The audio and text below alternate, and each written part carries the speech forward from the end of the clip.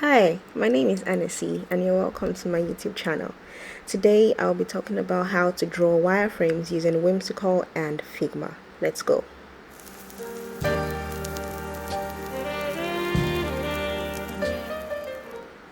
So this is Figma. First things first, I imported the image containing my paper wireframes.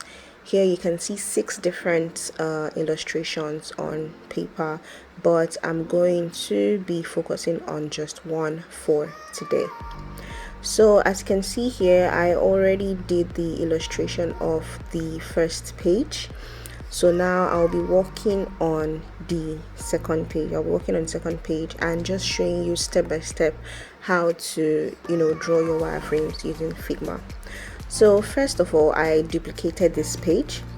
That's because I still want to use the same top and bottom navigation. So I'll clear out what's in the middle and I'll start work on the second page. So first things first, we have an image there. So I am going to draw an image. I'm going to click on that button there for a triangle, and I'll draw up my triangle to the exact width that I want, width and length that I want. I'm just going to make it a little bit lighter, and then I'm going to draw some diagonal lines across. So that same button, click on line, I'm going to draw my diagonal lines across to signify that this is going to be an image, right? So it's basically like wireframe speak. So after doing all of that, I'm also going to lighten the color because I don't want it to be so dark. Next step is there's some text below, a C3D view and also a like icon. So I'm going to just do that now. So I clicked on text, I've aligned it to the left, and now I'm just going to write 3D view, and I'm also going to make some adjustments. Zoomed in for you to have a clearer view. I'm going to take this from 10 to 12. It was on 10 before because I used 10 in the previous wireframe. Taking that to 10, and I'm increasing the boldness a little bit so that it kind of gives the user a view that they're supposed to click that, right? And next I'm going to draw the icon. For all my icons, I'm representing them with a small black rectangle or square. So I'm just going to do that here. Draw a small square to represent the like icon, which was shown in the paper wireframe.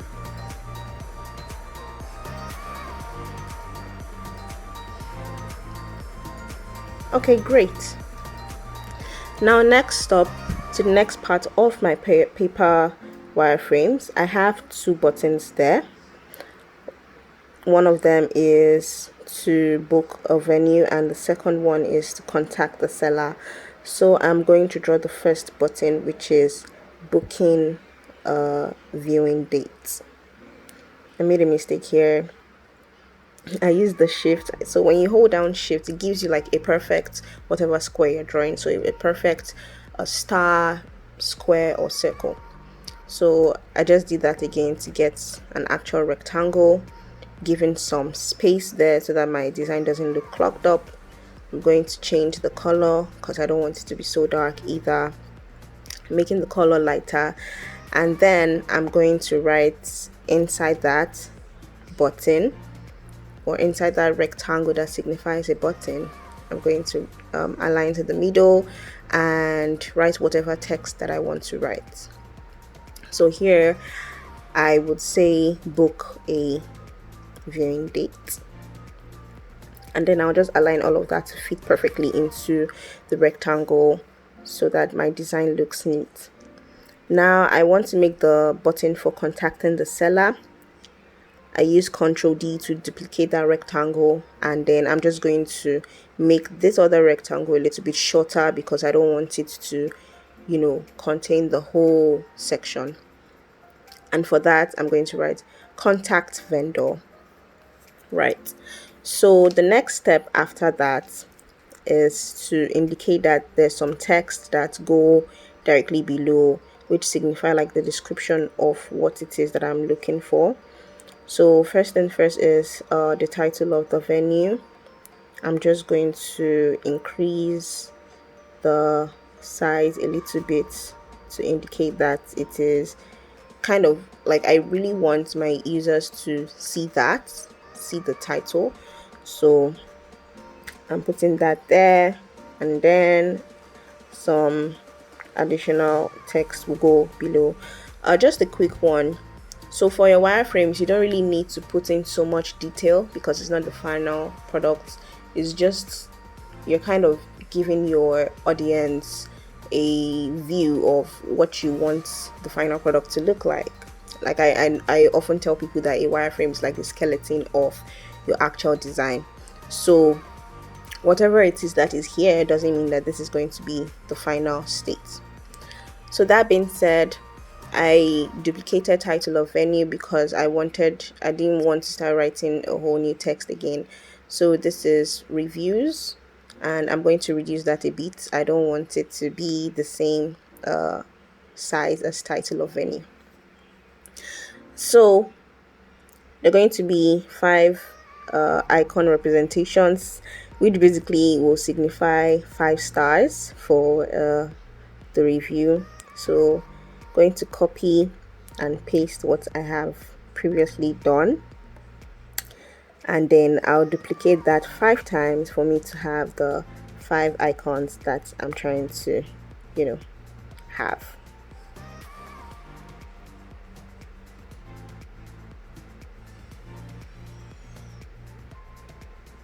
Okay, awesome.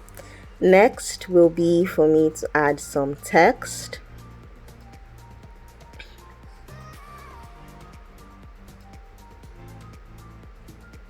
So like I said, you can represent your text with lines. I've done that, and now I'm going to use an ellipse to represent a customer's profile picture or avatar, and then I'm duplicating that, and this is how it will look like for more than one review on this particular venue. And then after this, I am now going to use another line to act as a border between the comments. So it's like there's a division section, or there's a divider, right? And I'm just going to change the color to make it a little bit dim, and it doesn't overshadow the main design. So yeah, that's that. I have done the wireframes for the second page using Figma, and now I'm just going to transition to Whimsical and show you how to draw a wireframe using Whimsical. But this is it for Figma. See you on Whimsical. So the same image for paper wireframes. I'm reducing it so that it doesn't look so big when I start working. So yes, on Figma I worked with the first one. Now I'm going to work with the second. So Whimsical prompts you to write the title. On Figma we didn't do that, but all you have to do is on the top part of the screen you can just double tap and change the name of the screen. It is very, very helpful to always label your screen so that people have an idea of what is going on that particular screen. So I'm working on the home page for Whimsical. So yes, selected the iPhone frame, and first thing I want to do is to draw the top navigation. So I select a rectangle, and then I make the necessary adjustments to the size that I want it to be and how I want it to look like, or how it would look like on the phone. And then I would now go on to attach all the elements from my paper wireframe. First things first is a logo, selecting black. So on Whimsical you have to there are different types: the fill, the outline, the dash for a dash border or to make it transparent. So I want everywhere in my shape to be filled, and I have made it a kind of like a dark color. The colors are kind of restricted on Whimsical. So next is the text. Just going to increase the size a little bit and make it bold. And then for my icon, I would click on the icon option and type menu, and you see different kinds of menus, and you select the one that you want. See, on Whimsical, I had to draw 3 horizontal lines, but I don't have to do that here. Next up is the search, or sorry, the text, and then that's kind of like the heading, and then I'm going to use a divider for the text here, similar to what I did on Figma where I used 2 lines. And next up is your image, or sorry, the search. Next up is the search. I use the search icon, and then I use a text to write search in between. Make sure everything is aligned. And next is the filter, so I write filter, and then there's a drop down element on Whimsical, so I don't have to like look for icons for a drop down or whatever. So what I'm going to do here is similar to what I did. I'm going to make this drop down menu to be double, like 2 drop down menus, and I'm going to specify what will be in each of them. So let's say I want a user to filter by city and state. So yes, after that is the image. So on the home page, I want people to just be immediately able to see an image, so I'm drawing the image here. Rather than on Figma where we have lines, we don't really have lines on Whimsical, just the divider, and the divider can't go anywhere past being horizontal. So what I will do is I'll select the image element. So that basically helps me signify that it's an image I want to put, rather than the diagonal lines that I used on Figma. So there's an image there, and next I'm going to add the texts and the elements between that image. There's an avatar there, or a profile picture there, just a little bit underneath there. So I'm going to search for profile,